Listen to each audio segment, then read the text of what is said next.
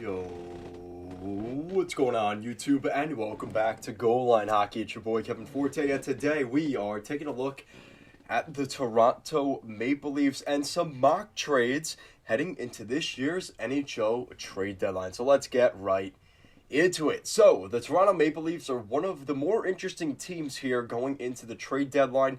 They have a couple of pretty serious needs. The big one is obviously on defense, on the blue line, adding some pretty important depth. As well as some of the controversy about, how crazy should they go for a forward. We've heard them tied to players like Timo Meier most recently. That video is coming out in a couple of days. Bo Horvat's name has kind of entered the rumor mill in Vancouver as well. But are they maybe better off going with maybe a little bit of a lower profile player? And I've got one of those guys here today. So just to get things going, depth up front, I think, is a pretty important thing. They need a depth forward, and to what degree, we'll get into that. And a pretty good, I would say, top four defenseman. I think it doesn't have to be this top pairing, Erik Karlsson-esque defenseman, but they need a guy that is capable, come playoff time, against other teams' best. If there's an injury in Toronto, they need another top four defenseman. So let's start off with the key stat here. I mean, this team has not won a playoff round since before the last lockout, which was the 2004-2005 season. And they made the playoffs in the season before that. In the 2004 playoffs is the last time they won a round where, fittingly, they beat the Ottawa Senators. That's the last time. The 03-04 season. So, to say the least, we're coming up on 20 years now. 2 decades since the Leafs have won a playoff series. Let alone a Stanley Cup. They got to win a series first. And this is a team that has not been, they've made the playoffs. Recently they are on hopefully going into their 7th straight season of making the postseason. This is a team that is not really tanking. They have not really tanked since the mid-2010s. This is a good hockey team, but their biggest issues are maybe some of the lack of depth and really the clutch performance players. I think that's something that this team has seriously lacked. Excuse me. They've got the superstar talent, right? They've got the Tavareses, they've got the Marners, the Matthews, the Nylanders. But sometimes you need that, when I think of a team like the Pittsburgh Penguins, that guy like a Chris Kunitz, or in Chicago, say a Marian Hossa, or a Chris Versteeg, or a Patrick Sharp, that type of player, right? You need that secondary, tertiary guy that could come in and score the big goals and not put everything on Matthews, Nylander, Marner, Tavares every single night. And that's what I think they're going to look to address here at the deadline. So the first thing is one of these guys has been talked about recently in Toronto, and that is St. Louis Blues forward Ivan Barbashev. Now, Barbashev is a really good forward. He's a guy that could be kind of a Swiss Army knife in the Leafs lineup. And what I like about Barbashev is you wouldn't be overpaying for this guy if he played on the third line. And that's kind of where I have the problems, and I've said this before, with a guy like a Bo Horvat, right? Where does he fit on this team, right? Because ideally, if you're giving up a good package, let's just say it's 2 first-round picks, in order to justify that, he has to be playing more than like 10 or 12 minutes a night, right? He's got to be playing meaningful top 6 minutes, power play time. Where does he fit on the Leafs power play? Right? This Leafs power play is already stacked. So they don't need someone that necessarily has to play on the power play.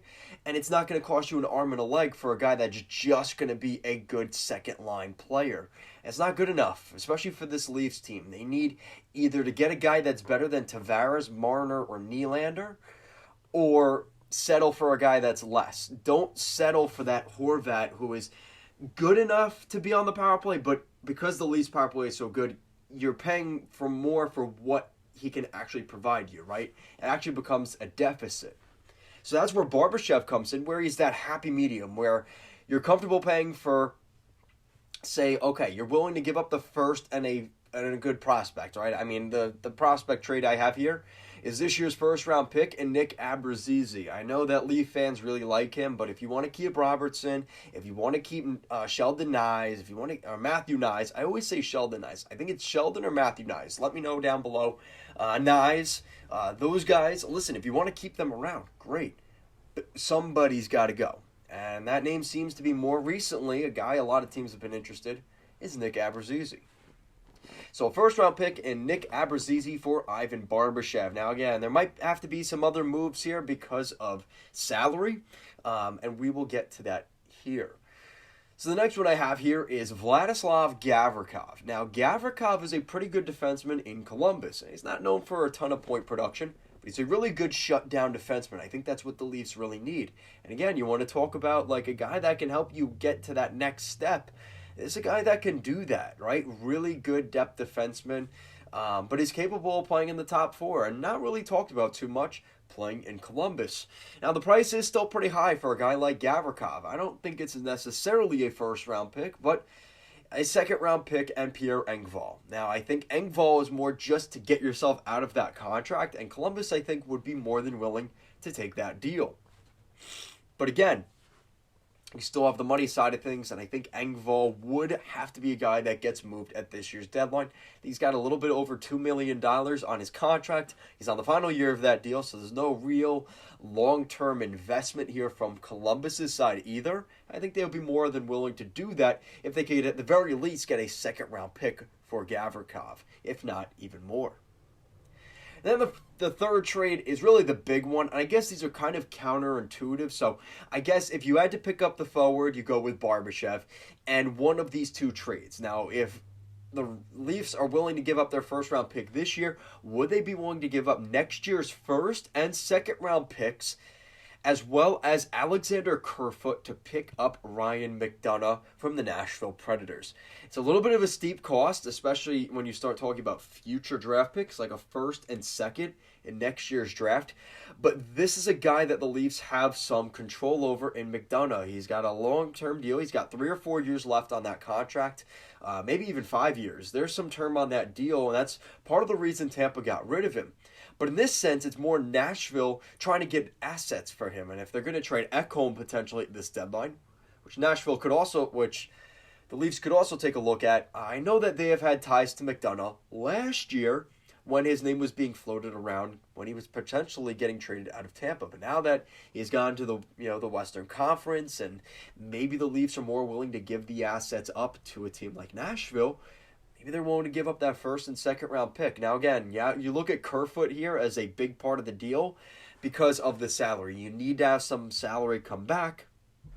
Again, the cap hit goes down at the trade deadline, which also would relieve them a little bit. But I also think you still need a guy like an Engvall to get traded out and a little bit of help there, because McDonagh's cap hit is a little bit high, and it's not something that the Leafs, who are already a cap-constrained team, can't just take on that contract. So that's something to look at. The first and second round picks, listen, the Leafs have a 2-year cup window that is open right now. And it just seems like every year there's always somebody, right? The last couple years it's been the Tampa Bay Lightning who are at the top of the NHL and in their Atlantic Division. And this year it's the Boston Bruins who are set to break records for potentially one of the best records in recent NHL history through an 82-game schedule. So the Bruins are back. The Lightning are down, but the Bruins are back. And it just seems like whatever the best team is in the Atlantic Division also happens to be the best team or the most dangerous team in the entire National Hockey League. And that's something that the Leafs have had to deal with.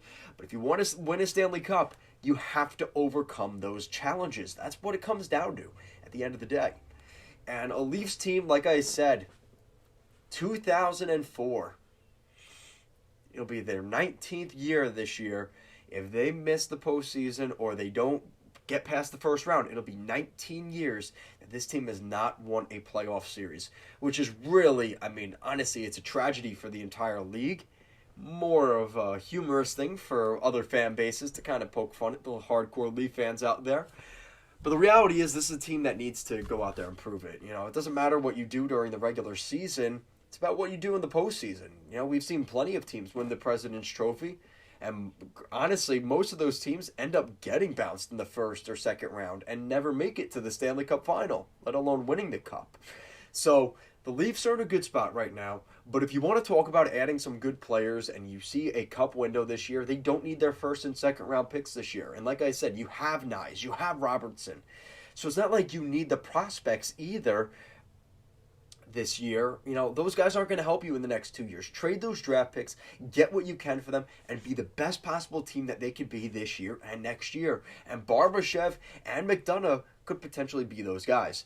Now, obviously, keep an eye out. I'm going to be making a video about Timo Meier because I think that's an entirely different narrative that we need to get into.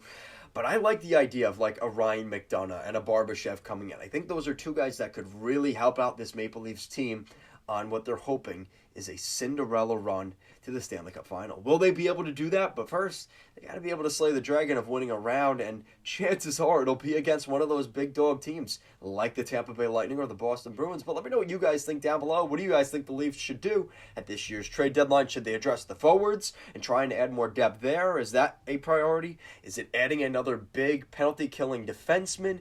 Let me know what you guys think. Thank you so much for watching, and I will see you again next time.